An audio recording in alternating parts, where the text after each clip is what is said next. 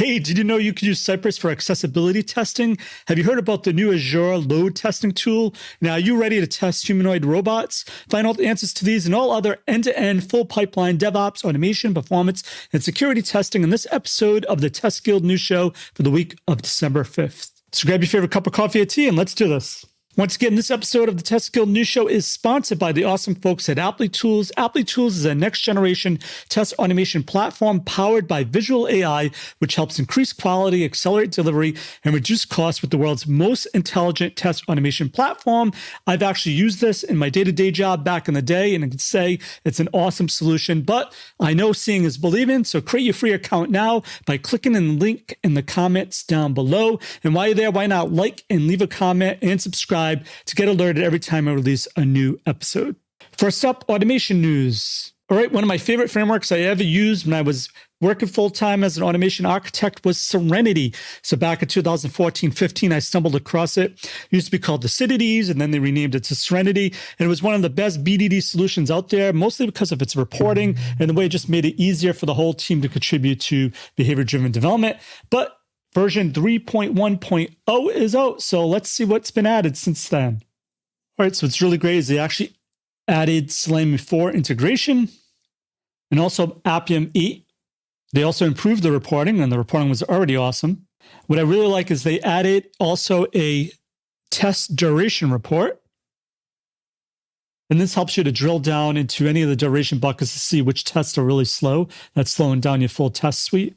They also added an accessibility mode, better test results reporting, locator list web elements, and a bunch of other awesome improvements and features. So definitely check it out if you've never used Serenity before and you're using BDD for the first time. I highly recommend you check it out and give it a spin. Also, this next article came my way via LinkedIn from Jason Arbin, who's one of the lead resources I go to with anything to do with automation and AI, machine learning. This guy's the real deal. He posted how Tesla is testing humanoid robots in Texas, and what does it all mean? So thank you, Jason, for posting this. And if you click the article, it just goes into detail.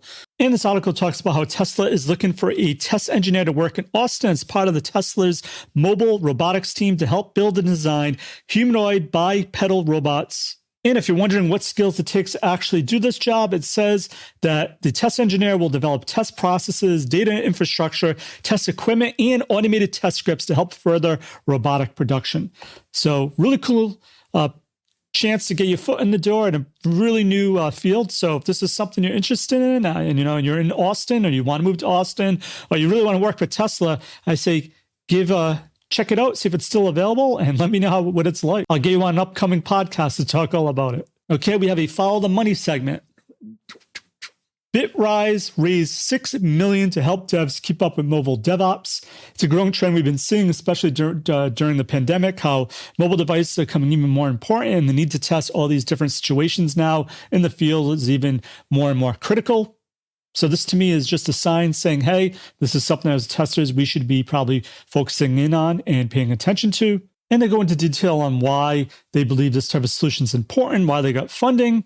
So if you don't know, this company was founded in 2014, and it was built as an end-to-end mobile development platform for DevOps teams with aim to automate workflow processes, reduce manual labor, tedium, ease complexity during the release cycle, and reduce bugs during deployment. So just an interesting development on where certain money is going in the industry and something to keep an eye on. Another critical piece in the software development lifecycle is the ability to monitor your CI pipelines. So this next article that came across my desk is really interesting. Is how Thundra Foresight V2 is on Product Hunt. It has over 226 upvotes. And this solution was created to monitor and debug your CI pipelines and tests and monitor all your CI workflows and tests at the same time and gain some really cool insights into your CI workflows and tests by accessing key CI metrics. So definitely check that out in the links down below. Also, did you know that you can use Cypress for accessibility testing? Accessibility testing has been hot this year, and it's only going to be hotter in 2022. So I actually went ahead and created a free Test Guild course for you to get up to speed really quick on how this is done. If you go to testguild.com and click on Cypress accessibility testing, Pragati Sharma gave an excellent Automation Guild session a few years ago. So I went ahead and made a free course for you out of her session.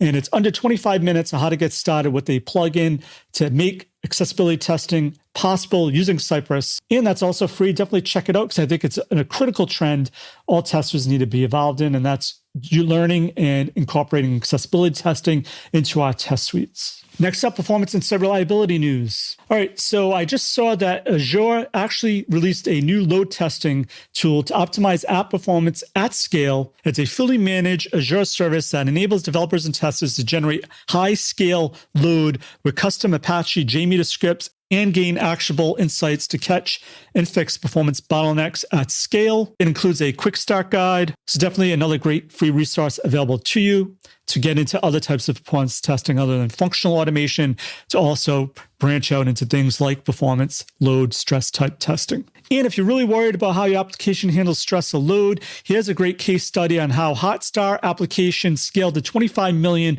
concurrent users in this video. And what's interesting is this talk focuses on why traditional auto scaling doesn't work for applications like Hotstar, which is Disney's OTT streaming service. And it talks about the challenges in scaling infrastructure for millions and how to overcome it, how you can use something called game days, and how they use load testing monsters called Hulk to prepare for peak traffic and to also know how to add chaos engineering in between all these crazy epic experiments that they're running there.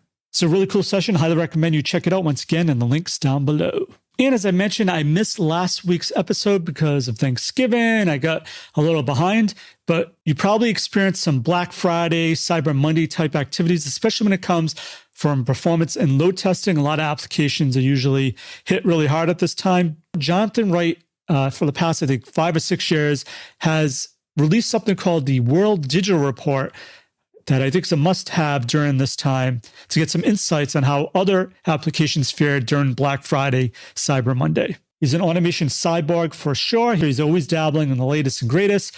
But one resource he's been doing for a long time is this Black Friday World Report, Digital Report. So thank you, Jonathan, for that resource. And just to show that performance testing, so reliability engineering is not just something smaller companies need to worry about. GitHub actually is back online after a 2-hour outage a few weeks ago, which just shows how critical site reliability engineering has become and performance as well. Just think if your application went down for a few hours, how much revenue you could possibly use, including the reputation of your brand. And it just says Microsoft-owned GitHub experienced a more than a 2-hour-long outage and affected thousands or potentially millions of developers that rely on its many services. Just a cautionary tale if you haven't looked at performance or site reliability engineering for your application, how critical it really is.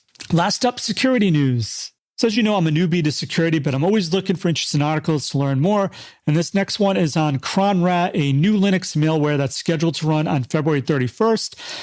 I just know the past few years, malware, especially this year, has been hot. So just a quick heads up on a new type of potential malware that could affect your systems if you're not being proactive about it. This malware enables server-side megacart data theft, which bypasses browser-based security solutions. The real critical piece of this article is probably the last sentence where it says most online stores have only implemented browser-based defenses and criminals have capitalized on the unprotected backend. Security professionals really should consider the full attack surface. So if you've only been focusing on browser-based defenses, this is just another cautionary tale how maybe you want to check on the backend and make sure you have a more holistic approach to security to make sure you're covering the whole attack surface of your application. And speaking of hidden risk within certain applications you may not be aware of, this next article is how to protect medical devices from hidden cybersecurity risk as well. And it gives some key ways that you can actually approach cybersecurity to lower the risk and liability from third-party software. And for links of everything of value we covered in this episode, head on over to the links in the first comment down below. And while you're there, make sure to check out our sponsor, Apply Tools. Create a free account and discover how to take your automation testing to the next level, leveraging visual AI. So that's it for this episode of the Test Guild News Show. Once again, I'm Joe, and my mission is to help you succeed in creating end-to-end full-stack pipeline automation. As always, test everything and keep the good. Cheers.